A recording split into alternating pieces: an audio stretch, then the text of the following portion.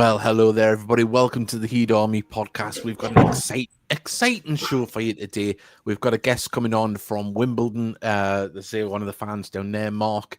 I think he works for the programme as well. So we're going to have an interesting chat with him before the game, FA Cup game, of course, on Saturday. Before we go any further, though, as ever, a big thank you to our sponsors and partners at Northern Solutions and at Hope and Glory. Of course, there is a link in the description if you haven't got your gated strip or paraphernalia yet. And also as well, if you want to scan the QR code on the screen, that will take you straight to the Hope and Glory website where you can order your things while you watch the show. Get your Christmas presents in. Right, I'll go bring the lads in. How are you doing, boys? Good Baltic. evening. It's Baltic. I'm cold. I was going to say it must be a lot colder up there on the island. It was quite cold in Gateshead this morning. The tropical weather has left us, sadly. I don't know. Like it sounded pretty cold on Saturday at the match. Oh God, it was bitter. I'll get into that a little bit later on. It wasn't the greatest. I must admit. But as I say, it's a game that we'll be talking about, of course. But messages are absolutely flying in tonight. A big thank you to everybody. Darcy has already sent hers in there.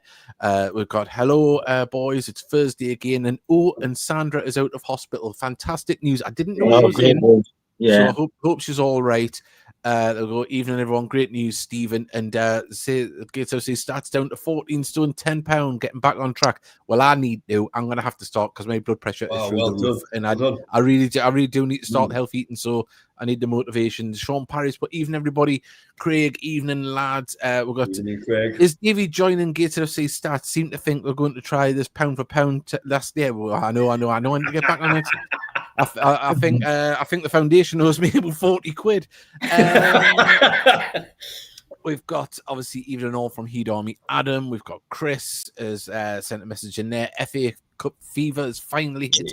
Has the question before we go any further to the viewers: has anyone made themselves a tinfoil FA Cup for taking down? There always has to be one. And we've got I put evening all there from Vanessa.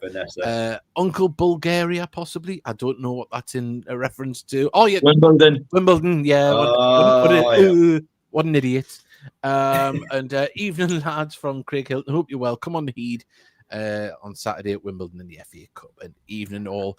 And winter draws on, Dave. Have you got your winter draws on? I haven't got my winter draws on. No. I actually took out my Long John's bottoms the other day. After the last match. We do have our guest is waiting in the wings, but as I say, we'll bring him in very, very shortly. So if you've got any questions for Mark that is going to join us about anything Wimbledon related, or if you any pub recommendations before the game, please do send them in, and we'll get into that. But boys, Saturday, a game of two halves, very, very literally. I know we'll watch the highlights shortly, but it was an absolute. A real war of attrition in the first half. We just didn't turn up. The wind was quite the played its part. How much in our not picking up the second ball the wind was playing its part in the first half, I don't know. But in the second half, we definitely had the wind behind our backs, and it was a much better performance. And as I say, either side could have nicked it at the end. The draw was a fair result. But my daughter, it's her 11th birthday, and she keeps wanting to come on. Sophia, 1 second. So there we go. So do you want to say hello to everybody? No, come on. She wants to go on camera because what I think it is, she's trying to go on. There you go. Go on, get your face on camera. There we go. So I think what it is, she's really just trying to impress a boy that she's talking to. That want to know that she was on the podcast. So happy birthday, everybody! Happy birthday, Sophia. There we go. I've already sung happy birthday. I don't have to do it again. No, he doesn't. And we've got also there. Frank's celebration was a 6-7 out of 10. Yeah. Hey. We'll get into that very, very shortly. Right, we're going to play a little advert related to Frank Newbley as well. And when we come back, we're going to bring in our guest. Big Frank has dropped the big one. his debut album, with tracks that include I'll wear Kieran Trippier's clothes if I want to. Stand back, Big Frank is here. Look at my 6'7" and who can forget? That's why I'm the longest in the shower. Pre-order it now in time for Christmas. Well, thankfully, Frank liked that advert. Of course, hello, we've got our guest here, That Mark. someone did. Yeah. How are you doing, Mark? Even the Mark. Can you hear what? Good evening. Good evening. Hope you guys can hear me. Yeah, we can. Loud and It clear, seems Mark. a lot warmer down south, but that's a cliched way to start. But honestly, I think I've turned the radiators in my study up to high already. I'm just sitting here in a t-shirt, and you guys have got loads of layers on.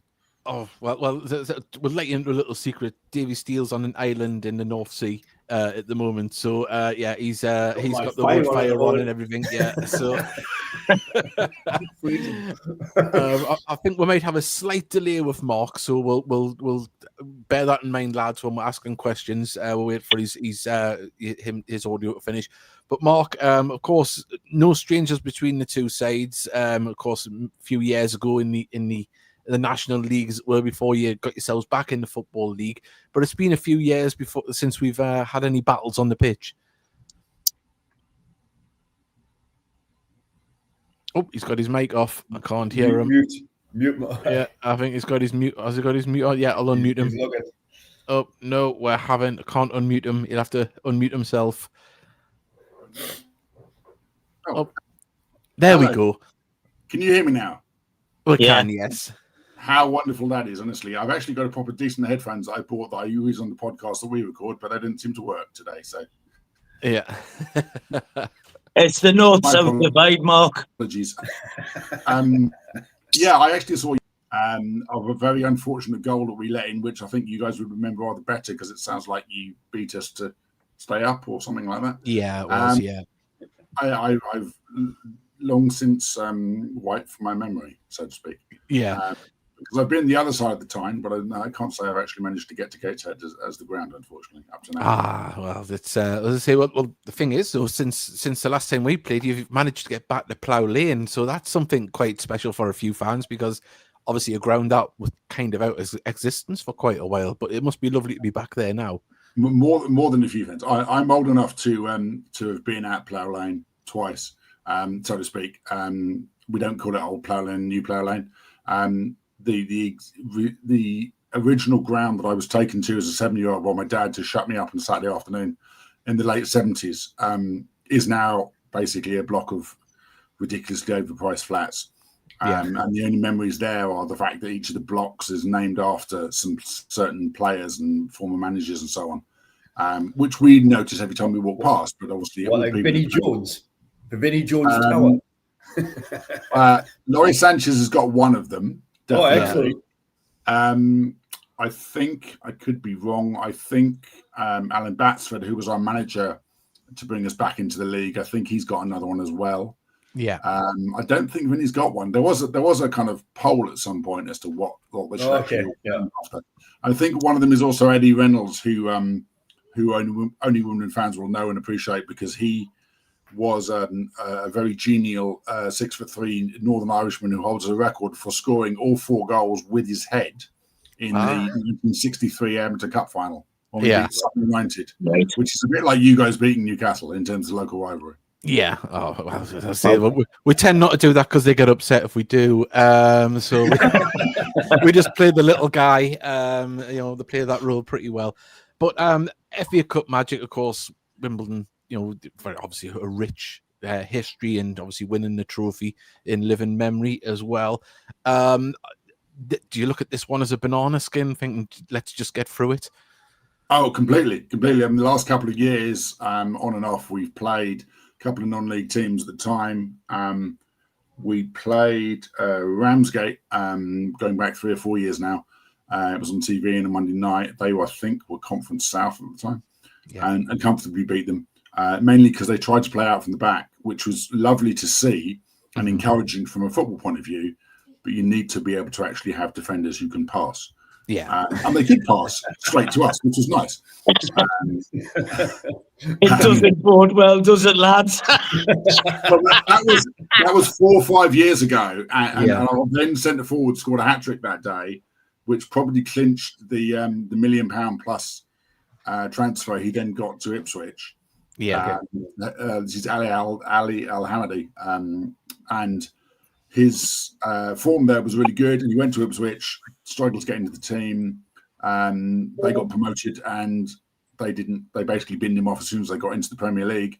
Then they got relegated again, and they still haven't given him a chance either. Okay. So he's ended up out on loan back in League One, in fact, with Luton, who are the same league as us, except he's then got injured. So unfortunately, his stars waned quite a lot.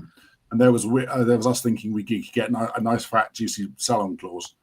And it always seems to happen, that doesn't it? When a player moves on. I think we were lucky that we got one with Macaulay Langstaff, but it wasn't what we kind of thought it could have been, But obviously happy that he's playing in the Championship, of course.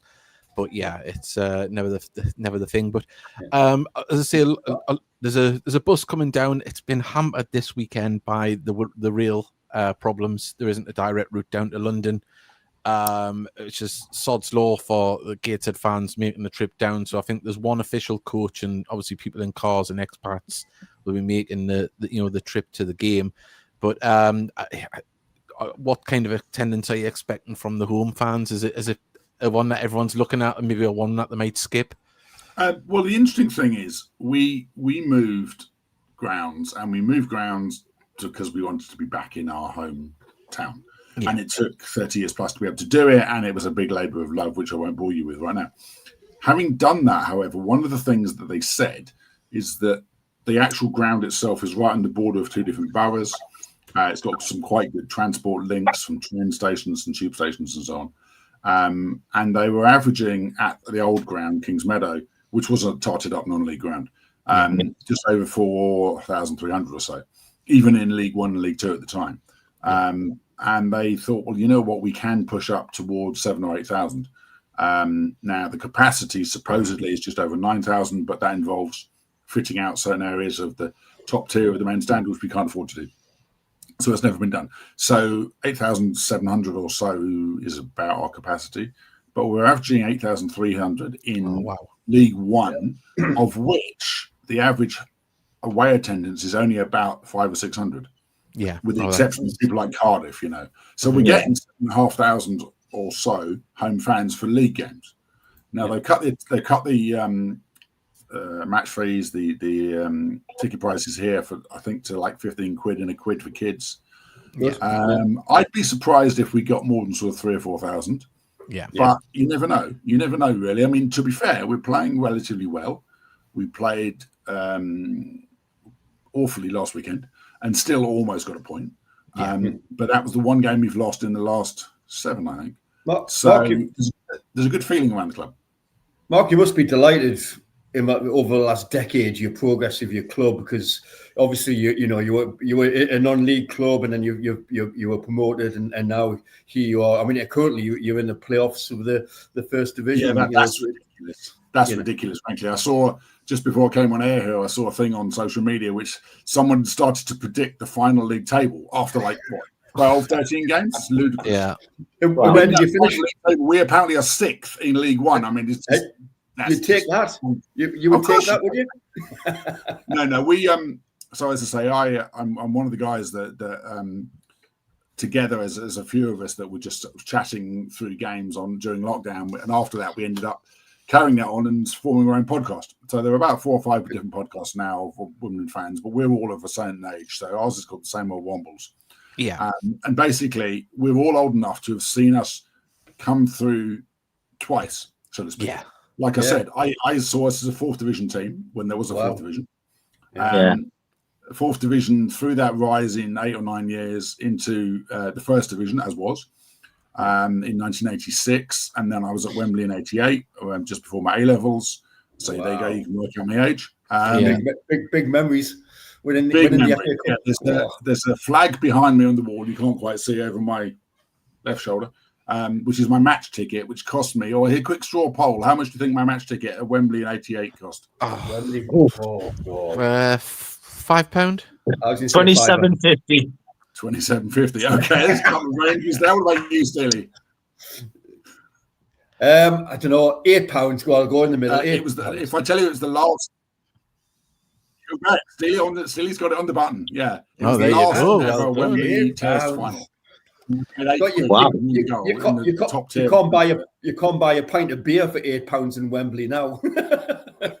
No, you can't. I mean, we were fortunate to be back there. We've been back there a couple of times for playoff finals, and we were back there this summer in May. And the playoff program thing, which I've got around here somewhere, I think that was a tenner just for that. Wow. Yeah. Wow. I was a five. I was when we were there in the trophy. Yeah, I think for the non-league finals day, which we were fortunate to have been to twice in the past few years, I think they have reduced price for non-league fans. It's a little bit cheaper, I found, on the match day experience. Yeah. So, which was sorry. I bet the beer isn't there. Actually, I think it was £6 a pint, or something like that. Yeah, it was quite. It was. That's bad for those. Yeah. That's what I thought. Yeah, no. Of course, I'd knock it back. I thought you'd it in the glass there for the minute, Mark. I thought, Christ, damn, mate. That's what I was going to say. Go and see a doctor. It's looking a little bit cloudy. That. No. German beer, my friend. German wheat beer. Wow. Oh, very nice. I do with one. So the undying question is, Mark, is the article getting in the programme? Or have you? Yes, it is. Yes, it is, Mickey. Yes.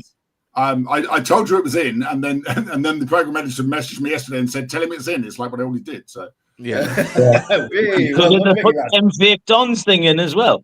Oh yeah, absolutely. Yeah. Wow. I might have edited one or two bits of grammar, but then I was told off by my wife. She said it's got to be genuinely unique anyway. So yeah. I did tell you it would need proofreading. To be fair, Mark. Yeah, it's fine. It's absolutely fine. I actually was a volunteer for best part of 20 odd years, and one of the last things I did as a volunteer, I gave up in the summer so I could have a beer before the game. But when I was a volunteer, one of the last things I did was coordinate the program sellers group. And they said, we're not selling enough programs. We're not selling many to away fans. It's like, well, because away fans don't want to just read about the home team. They want to read something about themselves. So I said, what you need an article by away fans. They said, all right, then you go and commission it then. So basically that's my one job now. Yeah. Do I still have to pay for it, or do I get mine free? You should get a free copy. I never got a free copy, so I can't get you a free copy. I've got to buy two anyway, so yeah. Mark, who's the big rivals, Mark, at the moment down there in First Division? Well, this is the mad thing. I was saying this on the pod a few weeks back. Beginning of the season, there was an early season game, and I don't have Sky deliberately, otherwise I know I just watch football and nothing but football. But I was following a game just on the BBC highlights, and it was between Cardiff and Peterborough, and I think it was 2-1 to Cardiff in the end, and it was like an early season game. And I thought that's an interesting game, well done to Cardiff. I got some Welsh relatives, so half an affinity there. But it doesn't really affect us because they're not in our league anyway. And then I looked at the league table and realised that yes, they are in our league. That's right. Yeah. I'm still trying to remember who's actually in our league. Lincoln are in our league, and Cardiff are in our league, and Bolton are in our league, and we weren't playing Stanley for years, for example. We had a little conversation. I think it was either me and Mickey on the phone or in our WhatsApp group, but about players that have played for both clubs. Chris Bush was the one that came initially. Was the turning circle over the Titanic? Yeah. Oh yes, he certainly did. Good at throw-ins, though. Yeah, really good at throw-ins. And if rumours are to be believed, he had a very good time up here. He went through quite a few beds in the clubhouse. Oh yes, he's a good-looking guy, So Well, hey, he obviously cashed in on it. He cashed in. So Southern card and all that. It's one way to keep yourself fit. But Kevin St. Luce. Yeah, Kevin St. Luce, yes. Wow. Kevin St. Luce. We signed Kevin St. Luce because nobody would go anywhere near him. We found out why. No one would go anywhere near him. He was a youth player in Cardiff. Yeah. And so the story goes, and I probably shouldn't say this on a public thing, but the version of the story I heard was that someone basically racially abused him in a nightclub, and he lamped them, or possibly even like attacked them with a knife or something. Unfortunately, he was the one that then got arrested and thrown in jail. But the youth coach that he'd had at Cardiff was Neil Ardley, who played for us many years in the Premiership, who then became Wimbledon coach going back. Years or so. So he took him on and gave him a chance. And he was one of those mercurial players that, for 15 minutes of the season was brilliant. Yeah. We found out, I think it was his debut or his second game. You thought, oh, we've got a player here. And then we never seen that player again, funnily enough. But yeah, as I say, I'm trying to think of if there's any other players down there. Darren Holloway. Yeah, Darren Holloway. I suspect Darren, because obviously he's from that neck of the woods. Yeah, he was one of those. He came to play for us season after we'd been relegated, and he clearly was promised, like lots of people were at that particular point, absolute dream scenario, and then he got caught up with everything else that happened with regards to that place in Buckinghamshire, which is all unfortunate because it wasn't the players' fault. The players were professionals and they had contracts; they couldn't do anything about it. Yeah. But it can't be any good if basically the fans of the club that you're playing for, even if you're being paid, are not actually supporting your team because they're fighting for the existence of your club, of their club. Which is it is. Yeah, I mean, when he came to us, sadly, it was at the later stage of his career, but he was phenomenal for when he could. His body would be his friend. He just couldn't get. I think he got retired, didn't he? While he was with us.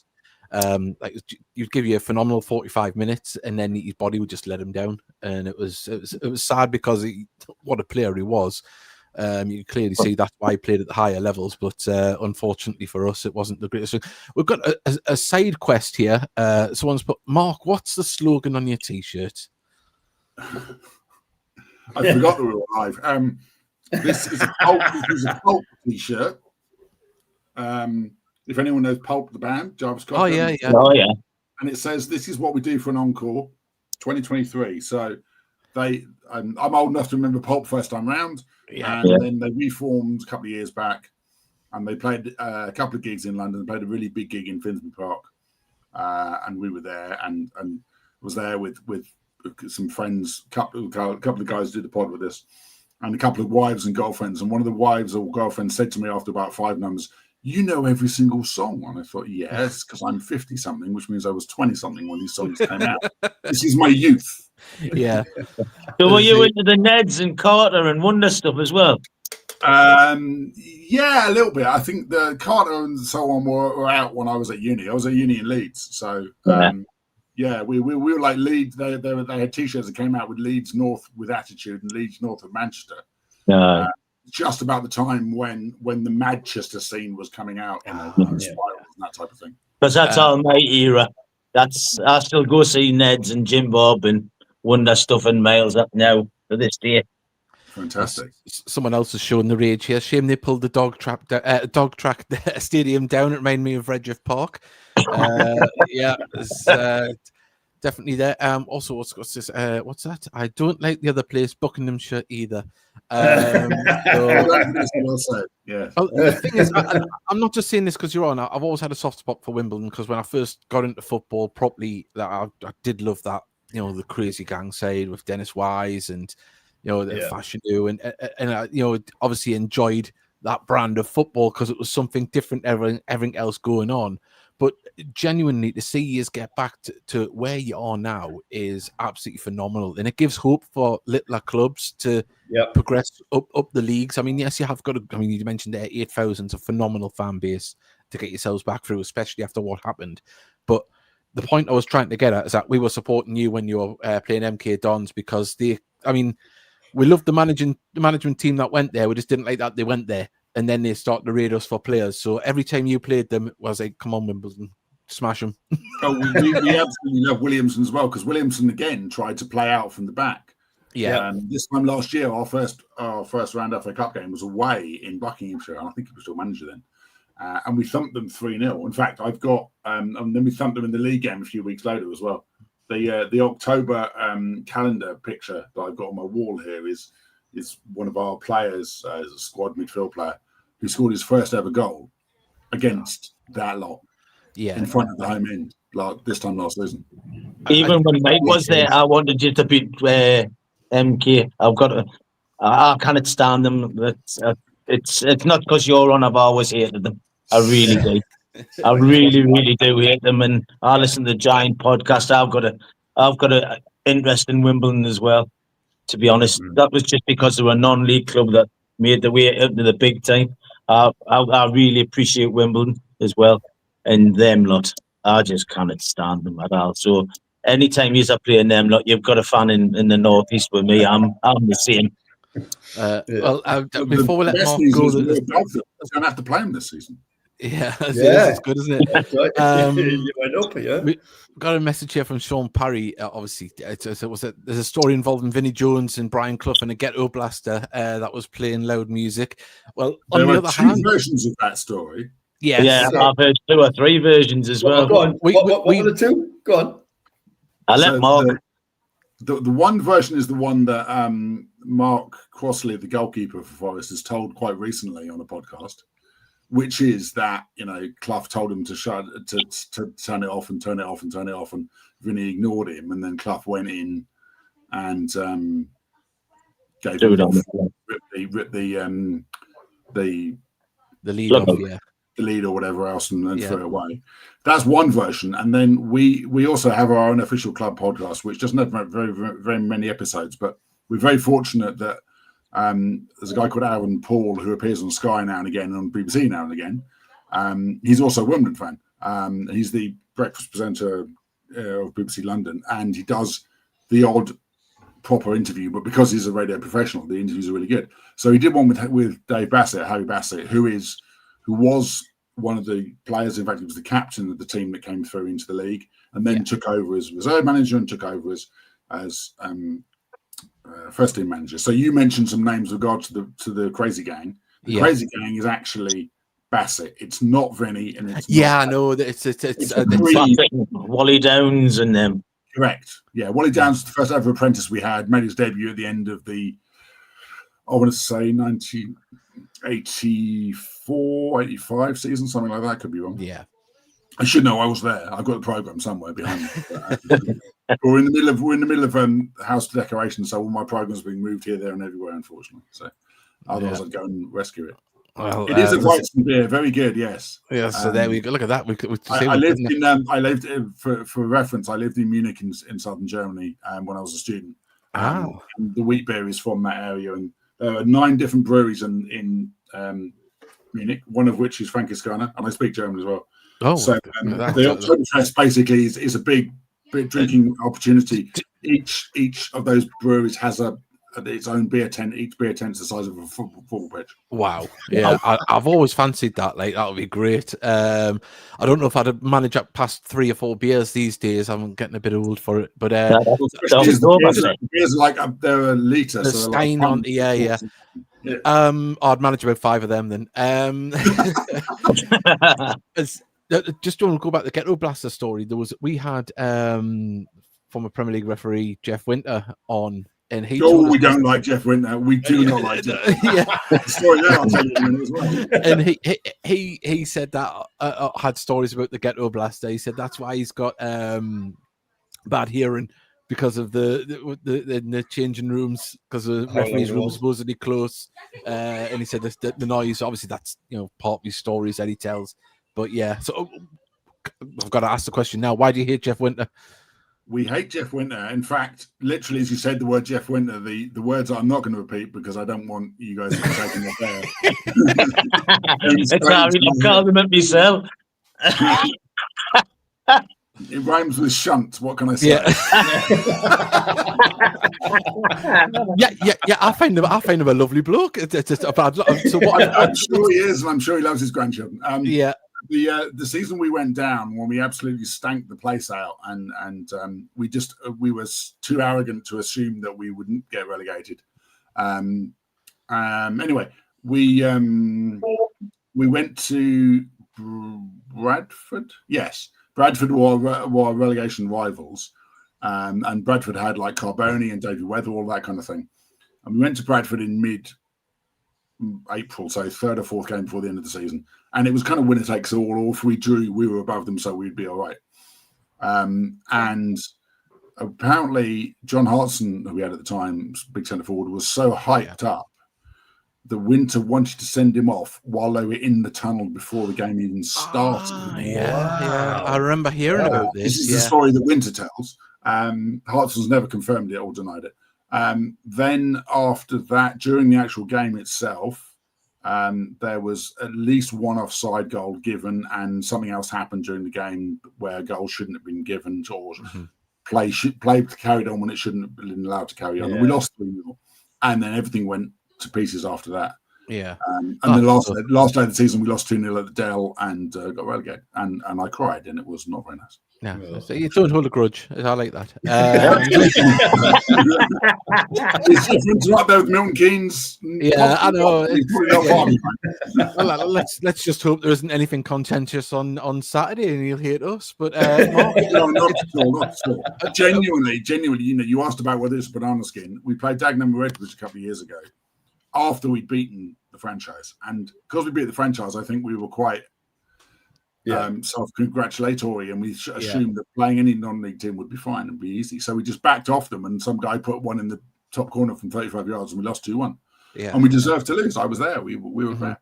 So I think we're quite humble now because it's the same team and the same management team that we have that lost to Dagenham last year. So we take nothing for granted on Saturday whatsoever. Yeah. What I will say, Mark, is we don't know what going to turn up. We can either turn up and stink your place out, or we can turn up and you think, bloody hell, who the hell are we playing here? Yeah, that's the difference for us at the minute. There's no in between. It's this kind of, we'll either be on the front foot and looking fantastic, or we'll be putting passes into Rose Ed. So hopefully it's an entertaining game. But what's your prediction for it, Mark, on Saturday before we let you go? We have a prediction league thing, and most of the time we always go for 2-1 because it's easier to go for 2-1. To be honest, we got promoted on the back of clean sheets. We always play 3-5-2. We've got 3 side central defenders, one of whom's been injured for a couple of months, but he's back apparently fit for Saturday. He wears very, very tight shorts. That's one of his things. Oh well. His name's Joe Lewis, and they sing wears his shorts right up his arse to the tune of Bread of Heaven because he's Welsh. He's from Spain. Very, very funny. I hope he's not hung like a horse because he'll be hanging out the end. No, he's not. He's got a very aggressive girlfriend, but I don't think Yeah, I'll tell you a quick story. All right, I'll edit it so it's worthy of being on with Clean. We had a player called George Weatherly, and we had an FA Cup game down at Stafford Rangers. Yes. And at the time, it was like this Nike generic strip that they had got from some wholesalers. And the away strip was white shorts, and he had always wore black cycling shorts underneath. And the referee went, "Look, you can't have 2 inches of black hanging down from the white shorts." And George Weatherly replied, "It's either that or 4 inches of something else hanging out."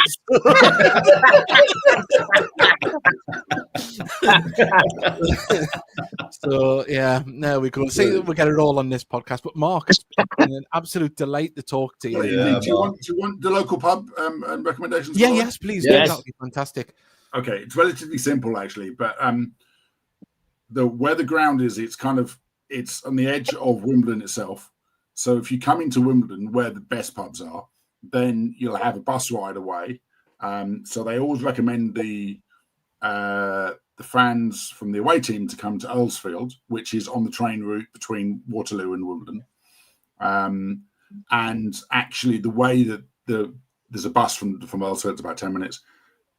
But actually, what they recommend is only one half. That's good. Yeah. If you have one good half and you're 3-0 up, you'll be doing fine, won't you? Yeah, hopefully.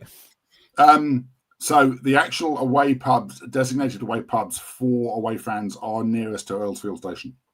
Right. So Earlsfield Station, as I say, is on the train route. You can get there if you're coming from the south, from Guildford. You can get there straight on going into Waterloo. If you're coming from the north and you're coming to Euston or whatever, get the I'd recommend getting the Victoria line to Vauxhall, and then one straight train from Vauxhall south, any trains in the direction of Wimbledon, and get off at Earlsfield, which is one stop before that, and use the pubs around the station itself, and then it's probably about a 10-12 minute walk. There is a pub next to the ground, next to the away end, called Corner Pin, and for whatever reason, mainly because the landlord is a Wimbledon fan, it's a home fans only pub. And they actually put security on the door and say, if you haven't got a ticket for the home end, they won't let you in, which is a shame, I always think. But, the pubs around the station are all right. Oh, that's fantastic. I don't think our access would get in anyway. Yeah. But Mark, it's been an absolute pleasure to talk to you. Thank you very much for joining us. It's always nice to have a fans on. And I would say, if we need to have a replay, obviously that's not going to happen. I would have had you on next week. But as I say, let's hope it doesn't go to penalties. But and hope for a very good game. We are shit at penalties, so you're lucky. Right, let's hope it goes to penalties. Let's hope it gets to penalties. I'll send it forward to his first penalty in 6 years on Saturday, and he missed. So Well, fantastic. Well, thank you very much, Mark. Great to Good luck see for you. the rest of the season. You too. Take care, bud. Take care. Cheers. There we go. That was Mark. Fantastic to have him on. Some good stories told. I was going to say, we're going to bring Sophia back on for the predictions in about 5 minutes because she wants to get her birthday prediction in. But we'll quickly good go chatting to opposition fans, isn't it? It is. Come on, back to Saturday's game. Oh, yes. We haven't really spoken about it, have we? Sorry, what was that? Sorry, Saturday's game. By my daughter there. Saturday's game. Well, I've got it lined up, ready to go. Here we go. Sometimes some things happen for a reason, and I think my daughter has absolutely timed something beautifully. It's obviously her birthday, and our tooth's just come out as well, so double whammy on the money front. Wow. What is the tooth fairy bring these days? It's getting out the day. Now, I tell you what. Your use. Yeah. Tell you what, great finish from the angle. Disappointing in the manner that we allowed him to have the space. It was Johnson Fisher who was electric for the first half. He was unstoppable. Doesn't matter where he picked the ball up on the pitch. We struggled anywhere he ran with that ball.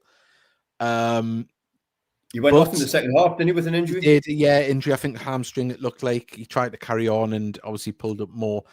Yeah. But, I mean, the wind, we kind of played it down on commentary a little bit at first as the game went on. As you might see here, as the ball just, held up a bit there. When it was higher up, it was stopping in the air. So we had that to contend with. But I think what everyone was mainly bothered about was the lack of the second balls. We just weren't at the races at all in the first half. I thought we were abysmal first half. Yeah, I mean, we could have been 3 or 4 down at half time. Yeah. Oh, without a doubt. And to be honest, at half time, I thought, put a fork in it. It's done. Them throws from Oxlade-Chamberlain, who was obviously Alex Oxlade-Chamberlain's brother, was just. Mark doesn't like the long throws. I can appreciate it, but it felt overdone with them. But then again, they've got it in their arsenal. They're going to use it to their effect. Of course they are. Yeah. But you know where it is. There was obviously the highlights here. The first half, there was a couple of moments where we got shots away, but the game itself, we just weren't in that in the first half. It wasn't really a competition. This goal here, I think this is the second goal. I mean, it's a magnificent finish. Oh, no, is it this one? I think it might be. The finish from another acute angle. He shouldn't have got through between the goalkeeper and defender, if you're asking me, but he did, and took his chance. At half time, I think everyone was looking around going, this is not happening. This is not, we're not in this. Davey, I listened. Obviously, I wasn't watching it, but I was listening to you and Mark. You sounded flabbergasted. You sounded like you couldn't believe what you were watching. No, well, obviously there was the double change at half time, and it was very apparent that the wind was an issue going into it. That was I thought he was going to hurt himself there when he went to the goalpost. But yeah, no, it was really frustrating. But like was just said there to Mark, which gated side's going to turn up in this second half? We looked phenomenal. We're winning the ball, passing it around with ease. Look at this. We're looking good. Have this boy back. We weren't doing that in the first half, yeah. And Kane Adam, as I said in commentary, something out of nothing. He made this goal himself. Yeah. In first sight, I thought it might took a nick there, but it didn't. It just went straight through his legs. So a fantastic finish, even better in replay when you see it, to when it happened in real time. But having Kane back is a massive thing. You've just seen there, be able to create something out of nothing. And then obviously when Nublé scored, I thought it was fantastic because he doesn't normally get into them positions to run onto a ball. He's obviously doing the hard work, the hard work, the unfashionable stuff, the pushing and shoving. And when he gets this ball through to him, to be honest, it didn't look like he was going to do anything else but score.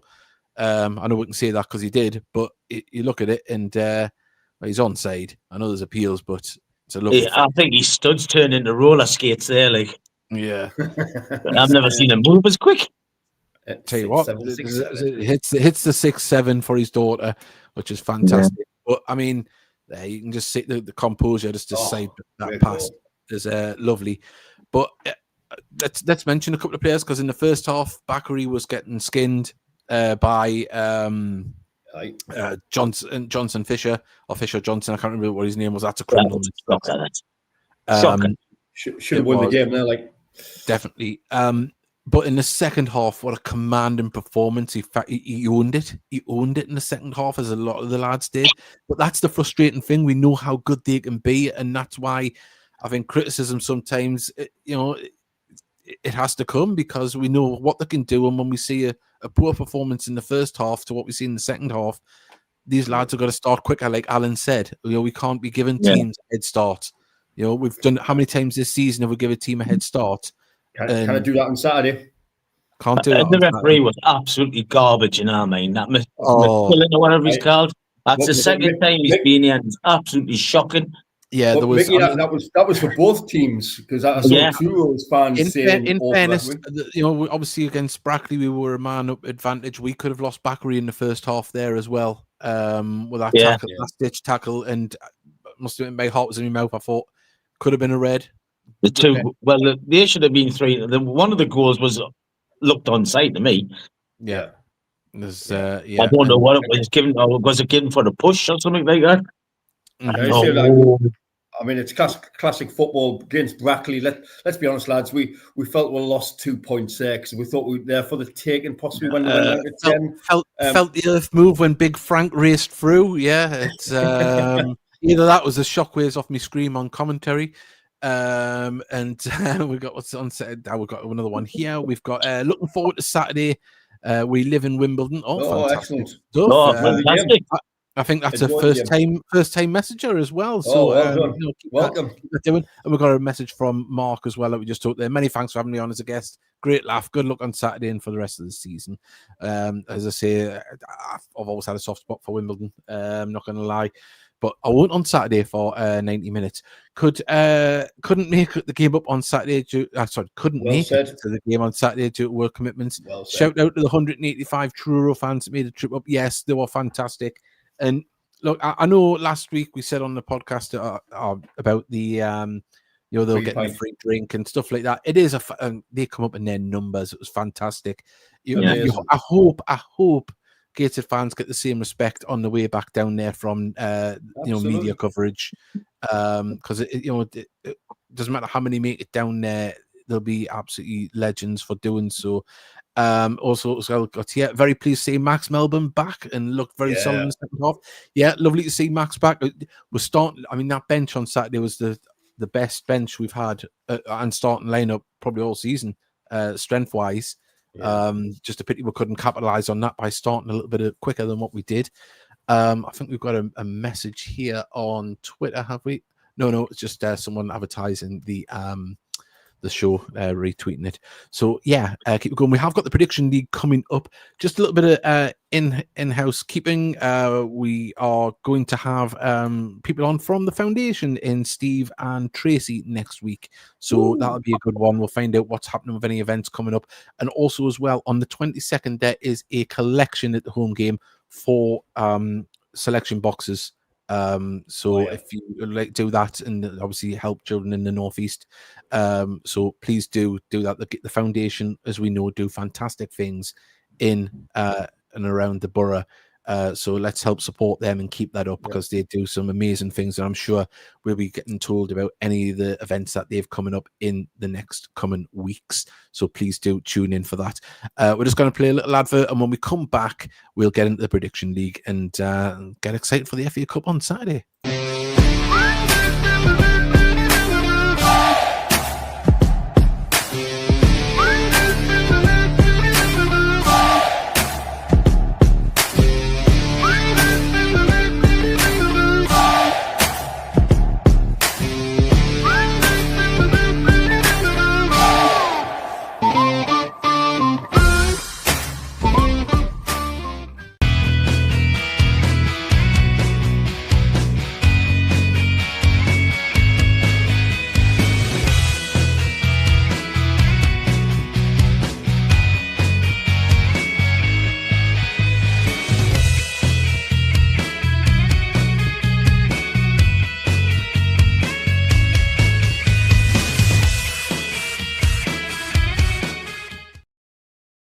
Once again, that isn't a paid advertisement. That's just a thank you to a garage that's looked after me with my car. But if you do need one, go to Arc Cars on Salt Meadows Road, just behind Gated Stadium. Tell them the Heat Army podcast sent you and they'll look after you.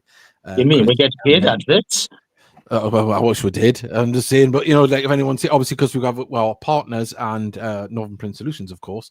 But it's just if we had any paid adverts, it'd be lovely. We'd like $8,000 each for every time the adverts played. We'd just be a full podcast of just advert repeated. Yeah, so that would be absolutely value for money for any multi-billionaire that wants to sponsor the show. Right, it is going to be Prediction League time, and we'll get the league table up. The fantastic Johnny Gray, as ever, still updating the league for us. But before we go that, will anyone go 6-7 in their score predictions? I'm going to go on the I'm going to go the Mark Carruthers way and say, shut up. Yes. Oh, that was great, wasn't it, when he told us to shut up on the commentary? We've got Darcy Gray still up there on 38 points. Trina is chasing in second on 18 and Joshua Walden in third on 12. And then it is a free-for-all behind. Vanessa's up there in fourth as well. It's a very lady, top-heavy league. And as I say, are us men going to pull our finger out and get some good predictions, lads? Come on. Boy. It's like the two Ronnies. The worm has turned. Where the women can't go with the world. Well, Sophia's here, toothless, and I'd say so. She's going to go for her prediction. So, how did you lose your tooth? I ate a toffee. Ate a toffee. Well, there we go. So that's what you do, kids. On your birthday, toffee. It could have been worse. You could have swallowed it. Yeah, you could have swallowed it. Nah. Would have bit your bum on the way out. Anyway, so prediction for Saturday. 1-1. 1-1. Oh, I like that idea. Go to penalties, get my money's worth, or extra time even. Thank you very much, and once again, happy birthday. Right, I'll go first this week. I've got no jokers or super joker left. I've you burnt them all. I've burnt them all. I've went through them very quickly. It's not going to happen. So I'm going to have to rely on a consistent run of correct scores. And I'm going to go for a 3-2 defeat on Saturday. I think we'll lead. I think we will lead an unfortunately last-minute loss. But I hope I'm wrong. Yeah. Oh, by the way, we'll have to go for two games because we've got York game as well on Wednesday. For goodness, York, I'm going to go... you know what it is? I'm going to say we're going to beat York. Because we're going to spank them 1-0. Well, we may as well come to the voice of doom and gloom first. Yeah, I know. Hang on one second. What's your prediction for York? 1-0. She's saying 1-0 as well. So there we go. That's Sophia's. Come to the voice of doom first, because Mickey will finish on a high. Because he's more positive. No. No, I'm sorry, lads, but they're like fifth top of the first division. They're going to beat us comfortably. For those travelling down, I don't want to say it, but I think we're going to lose 3-0 on Saturday. No. I've got 3-1 to Wimbledon. Have you, Mickey? You never go for defeat. You always go for. I never go for defeat, but I'm going to be realistic. I know. The heart says 2-1 to us. I know. But the head says 3-1. I just can't see us going to Wimbledon and winning. The fifth top of the first division. That's a big step up. That like. York City, they're for the taking. I'll be more positive with York then. So 1-1 at York City on the Wednesday night. There we go. Mickey? I've said exactly the same for York. But that's a genuine. That's not a defeat. I actually don't think we'll lose at York. I think we'll anyway. I think a certain Mr. Ollie might be waiting for us. God, no, Greg. He's not been playing recently. You notice he's been on the bench. He's been coming off the bench, but I've just got a funny feeling. They'll play him straight away. The manager will start him. So what you got? 3-1 defeat, Mickey, and a 1-1 draw. Yeah. Aye. Well, there we go. We've got Steve Farnfield. Is going, by the way, down to York? Yeah. No, not York. I'm not, because I'm going to Wimbledon. I can't afford to do it. We've got Sandra's on behalf of Steve. It's 2-0 to Wimbledon and 2-0 win to the Heat.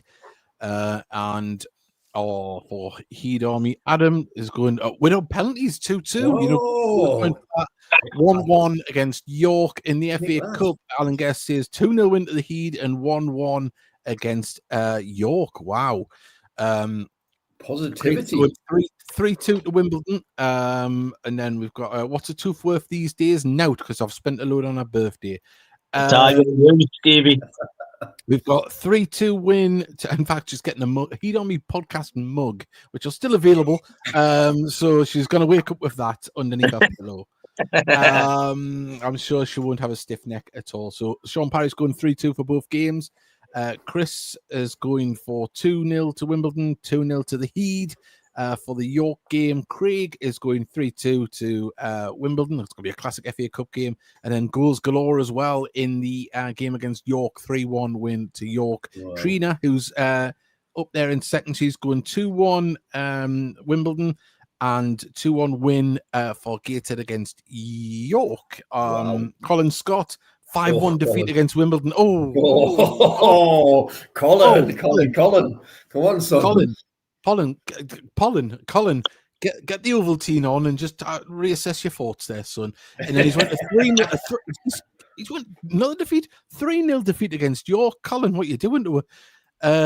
We've got 2-1 win, 2-1 win to Wimbledon on Saturday. Can't do any more penalties this week. Sorry, and 2-0 win for Gateshead at York. So they're a little bit Vanessa, Vanessa, I'll gladly take a 2-0 win at York. I'm telling you. Vanessa predicted the last game, right? Against Truro. We've got Johnny Gray, the man that runs our prediction league for us. He's going 3-0 for Wimbledon and 0-0 against. Is that 3-0 for us at Wimbledon? I think it is. Yes, and 0-0. And Darcy, she says 3-1 to Wimbledon. Was that 3-1 against Wimbledon? Yeah, and 1-1 at York. And also as well, Johnny Gray, I don't know if he's back. He's been on the ship to Amsterdam. So I hope him and the family had a lovely little trip there. It got me wanting to go back on the ferry. When did they go to Amsterdam? 2 days ago, I think. I think they may have got back today. Sea's been rough, man. Really. Was it? Well, we'll find out. Was the missus sick? Was Kay sick? Was Kay sick on the boat? That's what we want to know. Did she keep her pints down? That's what we want to know. Did Kay keep her pints down? Of course, obviously, if anyone is going to the York game, please do enjoy yourselves at that one as well. But if you are traveling down to Wimbledon, be loud and proud. You always are. It doesn't matter what we listen to or watch it on. You always hear the Gateshead fans, and I'm sure Saturday will be no different. And Mickey, you've got your travel arrangements, the timing. I think you leave at 7, don't you, from the Civic Centre? I've got to be at the Civic Centre for 7:15, so I'm going to leave here about 6:20. Just have a slow walk up. Meet John, Davey, and Miles. It's a land journey down there. We saw you on TV at Morecambe, so let's see you again. One scene never forgotten, to be fair. Yeah, it is. On the pitch, Mickey, if we're winning, with your shirt above your thing. I don't think anybody wants to see that, to be fair. Like. Mickey's shirt will never be above his thing. Anyway. I'll tell you what, I'm hoping Kane and Dom's family's there and now, so I can catch up with TC. Yeah, TC, you need to change your ringtone to Magnum PI for when you're there. But no, as I say, it's been a very enjoyable show. Mark was great to have on. We do reach out to other fans to try and get them on. It's not always easy. It's not always, to get people to talk. But Mark was fantastic value, and as I say, I genuinely do have a soft spot for Wimbledon as a football club. Yeah.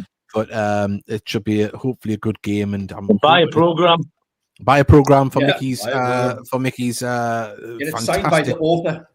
Get it signed. Very good. That'll be worth. It'll be £3.50 to buy, and if I sign, it'll be worth 50 pence. Mickey will have to pay you. But yeah, it's. I'll tell you one thing I'm not looking forward to is Curtis Edwards reading what I put about him. Oh no! What have you put? I'm not going to say it out. I'll leave it as a secret. Oh well, there we go. Let's hope it's all nice. But yeah, no, it's. We're getting into them dark, cold nights now, and it wrap up at these next few games because I really felt it on Saturday. Like I don't know if I'm just soft, but I was bitter. I heard you saying it on the radio a couple of times. I had my heated jacket on and a heater underneath the table, and I was still like, oh yeah, it wasn't the greatest. You weren't soft in your old age. I am. I need me home. When the first half, absolute bollocks now, like. Yeah. So, but anyway, on that note, everybody, enjoy the FA Cup weekend. Let's have a fingers crossed for a bit of FA Cup magic. You never know, and it could be very good. Oh, hang on 1 second. Update. Very choppy. All pints were kept down though. Back home now. Still feel at sea. Yeah. I've told you for years, Johnny, get rid of that waterbed. So we've got super shows, safe travels, and pack your thermals. Great, pack your thermals. That should be the tagline for the podcast. Pack your thermals. Pack your thermals. Yeah, pack your thermals. Right. On that note, we'll say goodbye, everybody. Thank you very much, and we'll see you next time. Bye. Take care, everyone. Cheers.